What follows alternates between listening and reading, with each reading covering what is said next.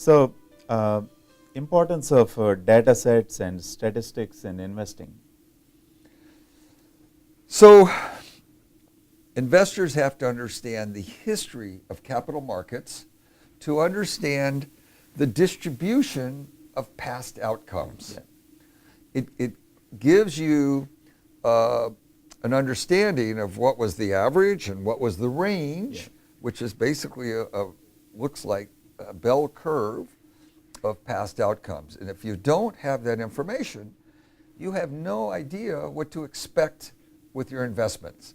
Both the expectation of a return and the expectation of the variability of these outcomes. Yeah. And that is why we need to look at large samples of past returns, So when you say which you might call history. large samples, how many years are we talking about? So you need a minimum of 30 years. So if you go look at sampling in Wikipedia, Yeah. you'll see a typical sample size for just about any kind of analysis of data starts at about 30 samples. Okay. We prefer to use 50 years because when you look at stock market data, it's a lot more variable than what people are usually measuring in statistics. We have enormous variability of stock market returns. And so the more variability, the larger sample you need, Yeah. so that you can draw conclusions from that data. With some certainty. With limited certainty. Yeah. Listen, there is no amount of data that's going to give you any certainty about what investors should earn in the future, partially because nobody knows the events of the future. I mean, who would have suspected?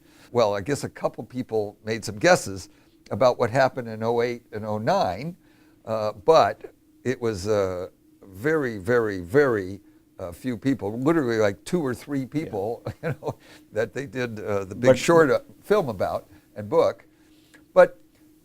But still, if clients did not make any changes in 2008, like if they did not cash out, they did really well.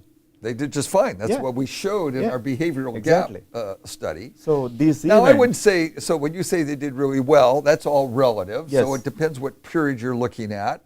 We can look at a 50-year return. Yeah. But if we look at a 5-year return starting November 07, which is the beginning of the financial crisis, that's not going to be the same return that we've seen in the 50-year area. But they didn't lose money. Yes. And but also they didn't get, I wouldn't say that they earned returns greater than the average return given a 50-year period. Yeah. But they were not harmed over, let's say, 5-year period to hold that portfolio, other than they didn't earn the average. Yeah. So data sets and statistics play a huge role in investing, and that's what IFA portfolios, we take advantage of it, and not advantage, but that is the foundation of So Venkat, how we look at Yeah, I want to expand on that just a little bit because it's so important. When I started looking at the research, I was shocked that there were all these journals that where academics published their papers, their peer-reviewed empirical research papers, the Journal of Finance and this kind of thing. And when an academic presents a hypothesis in a paper, the number one thing they need to do is they need to have statistical significance about their data. Yeah. If investors don't understand that, it is a very small chance they will be successful investors. Yeah. It is one of the most important things that you understand statistics. Yes. And because so few people understand statistics, it's rare that we see successful investors on their own. Yep, that is true. Any ideas how clients can prevent performance chasing and stick with the financial plan? Well, number one thing they could do is hire an investment advisor. I know that sounds self-serving, But I just explained how rare it is that somebody has a good understanding of all these concepts. They can improve their chances of holding on to the portfolio through all kinds of volatility by getting a coach, an investment advisor who's a fiduciary, who is looking out for their best interest and can show them the information, the charts, the graphs, the research at a time when it's most important, when their emotions are running really high to want to alter their investment strategy. Yeah. That's the perfect time for us to provide the education to them that will get them to calm down. Yeah. So this is, the education is one of the key things that IFA provides to clients, and it's evolving. I mean, we do it every day. It's I not. think education is a hallmark of IFA's difference compared to pretty much all of the other firms Yes. I've seen out there. I think we have an exceptional offering of education, Yeah.